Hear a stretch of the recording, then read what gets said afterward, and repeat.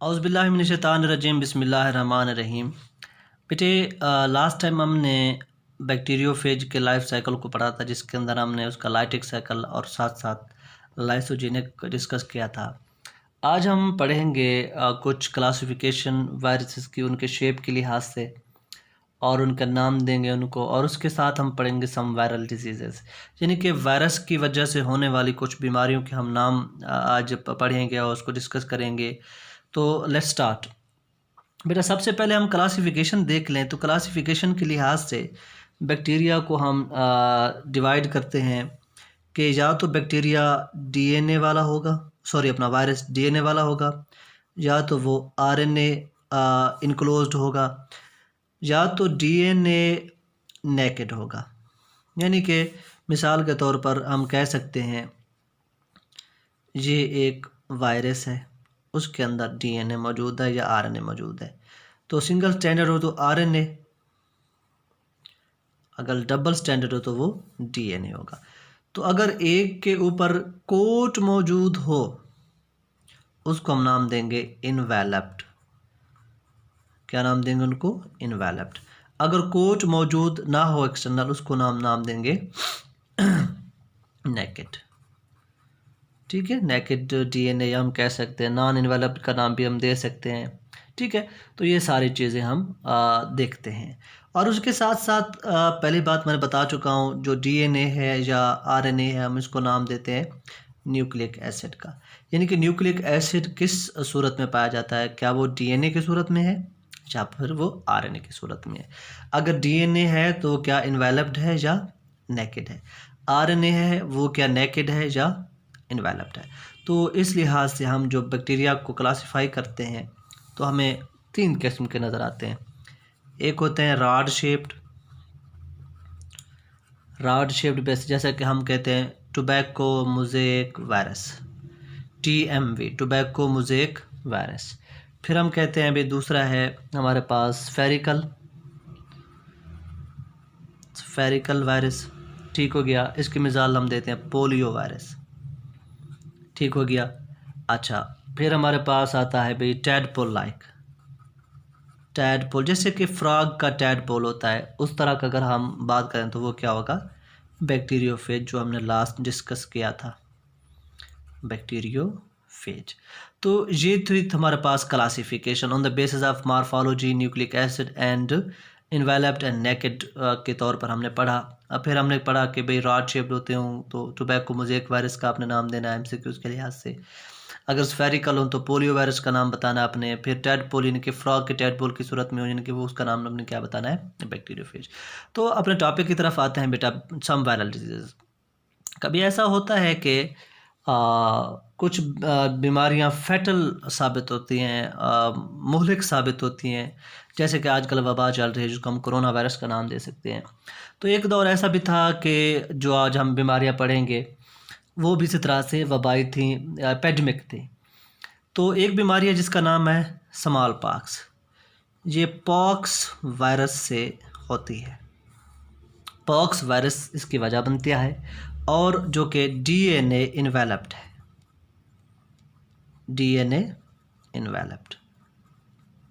अब ये MCQs के लिहाज से इंपॉर्टेंट है कि pox virus are DNA virus and the DNA virus is enveloped DNA. अब वो कहते हैं कि सबसे एंशिएंट है। एंशिएंट का मानी बेटा बहुत कदीम, यानी कि ये बहुत पुरानी बीमारी है जो आज तक हमें मालूम है, जो कि सबसे पहले कहा जाता है चाइना के अंदर आई थी, और वो दौर था 12वीं सदी ईस्वी से पहले, जो कि 20th सेंचुरी यानी कि 20वीं सदी तक ये बीमारी रही थी। और ये आई भी एपिडेमिक की सूरत में थी, ये मतलब वबा की सूरत में उस वक्त आती थी। बहुत सारे लोग इससे मर जाते थे, स्मॉल पॉक्स। और स्मॉल पॉक्स को मैं मज़े की बात बता दूं, उर्दू ज़बान में हम कहते हैं इसको चीचक। जिस्म के ऊपर क्या निकल आते हैं हम इसको अब हम पढ़ते हैं कि ये किस तरह से पता किस तरह चलेगा, तो उसका हम एक टर्म इस्तेमाल करते हैं सिम्टम्स। सिम्टम्स के क्या होंगे, अलामात क्या होंगे इसकी? अगर किसी को हो जाता है चीचक या स्मॉल पॉक्स तो हमें किस तरह पता चलेगा? तो बेटे याद रखिए, यहाँ पर हम पढ़ते हैं raised vesicle a form on the body, यानी कि बॉडी के ऊपर कुछ वेजिकल आके बनती है। वेजिकल्स, वेजिकल कहते हैं थैलीनुमा साख्त, थैलीनुमा साख्त जिस्म के ऊपर बनती हैं, फोड़े बन जाते हैं और उनके अंदर क्या होता है, फ्लूइड। हम कहते हैं raised vesicle with fluid containing fluid filled. और फिर क्या होता है with the passage of time, वो फंसी की सूरत में, जिसको हम नाम देते हैं पास्चुलेट्स। पास्चुलेट्स मतलब एक ऐसा ज़ख़म जो अब भर ना रहा हो, ठीक ना हो रहा हो, नासूर की सूरत अख्तियार कर लेती है। फिर वो कहता है कि यही पास्चुलेट आखिर में दाग की सूरत अख्तियार कर लेते हैं, स्केयर्स की सूरत अख्तियार कर लेते हैं, जिनको हम नाम देते हैं पॉक्स का। ठीक है, तो ये सिम्टम थे। अगर जिस्म के ऊपर स्किन के ऊपर वेजिकल बन जाए, उसके अंदर फ्लूइड भी हो और उस फ्लूइड जब वो ख़त्म हो जाए, अगर वो साफ़ होना करना चाहें तो वो स्केयर्स दानेदार जो होता है उनको नाम देते हैं पॉक्स का बेटे। जी अलामतें हैं इसकी। फिर अगर इसका हम कंट्रोल पढ़ें कि इसको कंट्रोल किस तरह किया जा सकता है। हाँ भाई, बीमारी तो है, इसका कोई इलाज भी है। यस बेटा, आपकी बुक में लिखता है कि अबाउट 90s 50s के अंदर 1950 की जो है ना दहाई थी, जो 1950 से 51 यानी कि 51 52 से 60 तक इसकी इम्यूनाइजेशन स्टार्ट कर दी गई थी। इम्यूनाइजेशन यानी कि इसके ख़िलाफ़ जब कह सकते हैं इलाज करने की तहकीक शुरू हुई तो वो 1950 के अंदर शुरू कर दी गई थी। फिर बेटा इम्यूनाइजेशन इसकी हुई और इसके ऊपर कंट्रोल पा लिया गया, मतलब इस बीमारी को ख़त्म कर दिया गया। लेकिन वो कहता है कि but still it is present, still it is present in third world. Third world का मानी बेटा क्या होगा, जैसा कि तरक्की पसूल यानी कि developing countries, development country like Pakistan, यानी कि पाकिस्तान एक तरक्की याफ्ता मुल्क तो नहीं है, तरक्की पजीर मुल्क है।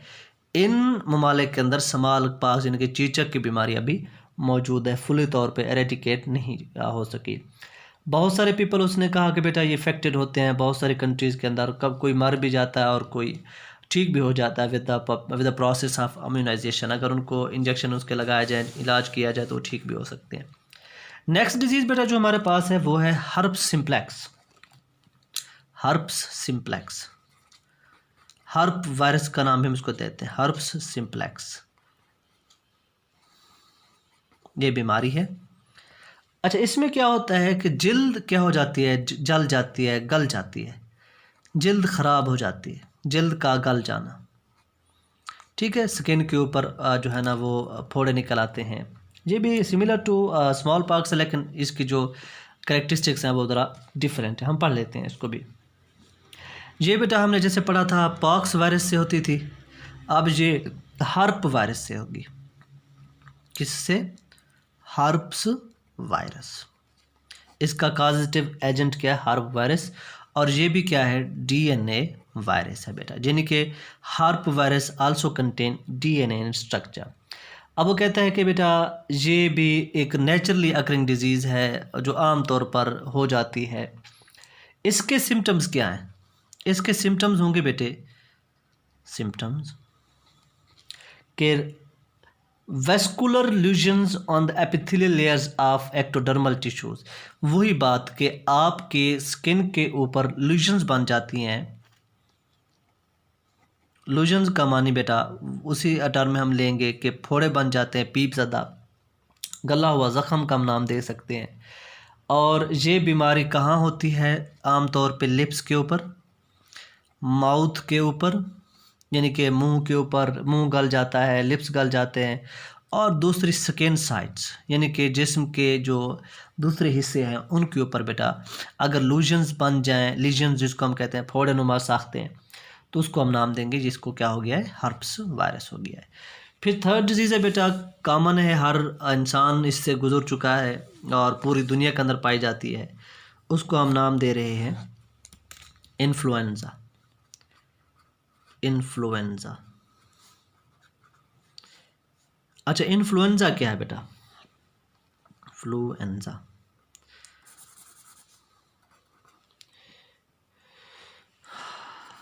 इन्फ्लुएंजा, हाँ जी, इसको हम कॉमन कोल्ड की सूरत में हम बेटा पढ़ सकते हैं। कॉमन कोल्ड जो होता है इंसान को, इन्फ्लुएंजा की सूरत में हम उसको पढ़ते हैं।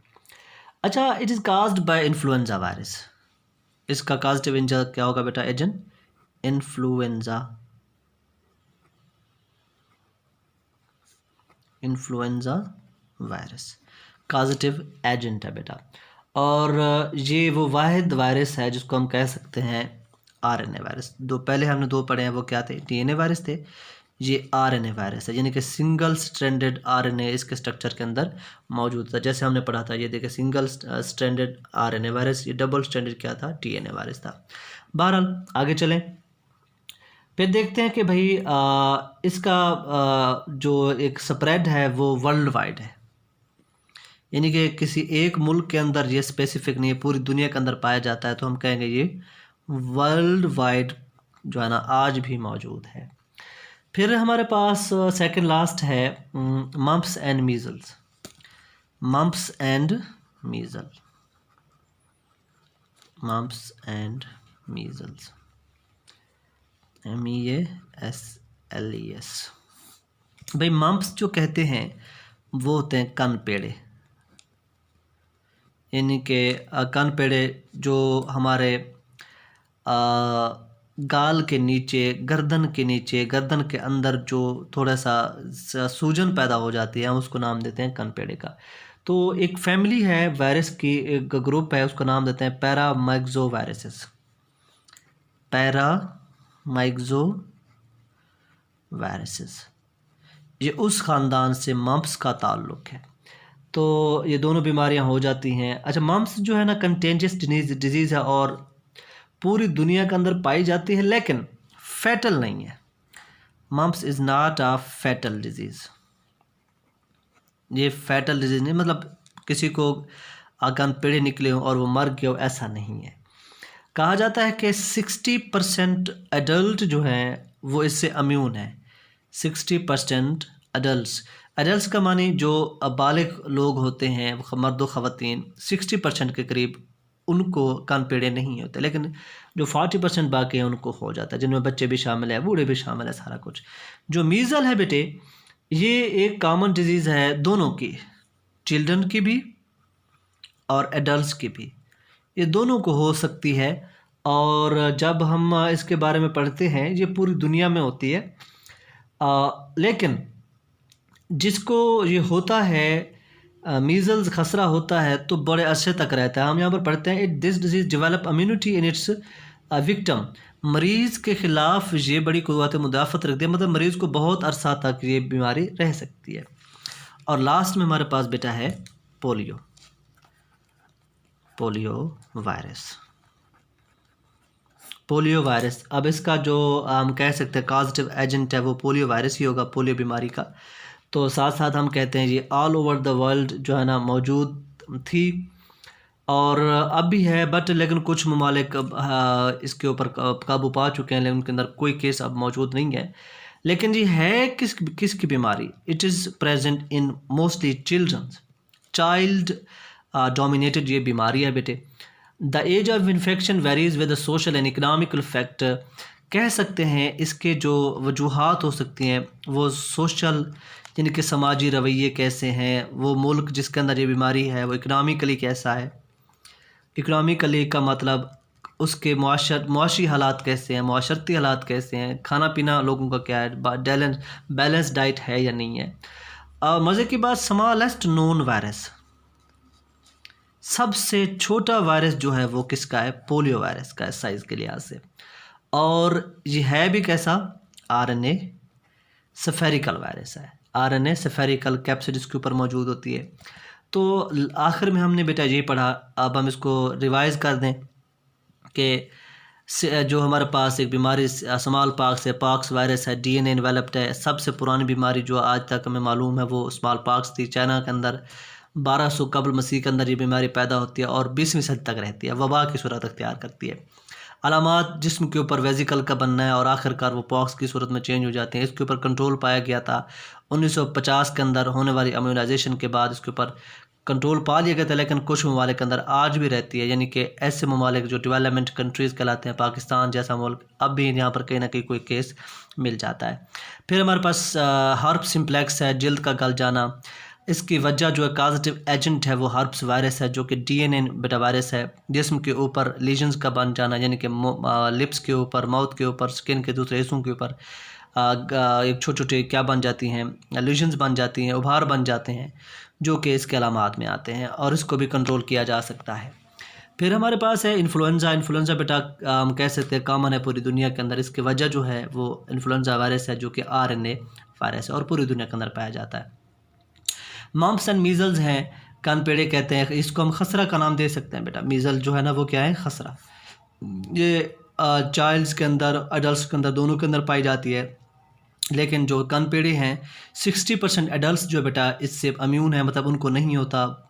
जो 40% लोग हैं उनको हो सकता है, लेकिन ये कभी भी नहीं सुना गया कि किसी को कानपेड़े निकले और वो मर गया। तो हम कह सकते हैं that's not a fatal disease. एक ग्रुप ऑफ वायरस से ताल्लुक़, इसका नाम होता है पैरामाइग्जिस वायरस। तो आखिर में बेटा पोलियो वायरस, ये कॉमन है बच्चों के अंदर, और RNA वायरस है स्फेरिकल कैप्सिड के साथ। इसकी वजूहात में कुछ सोशल और कुछ इकोनॉमिकल वैल्यूज़ भी होती हैं, और सबसे छोटा वायरस जो आज तक दरियाफ्त हो सका है वो पोलियो का। Hope so you have understand it better. इंशाल्लाह फिर मुलाकात होगी, तब तक के लिए अल्लाह हाफिज़।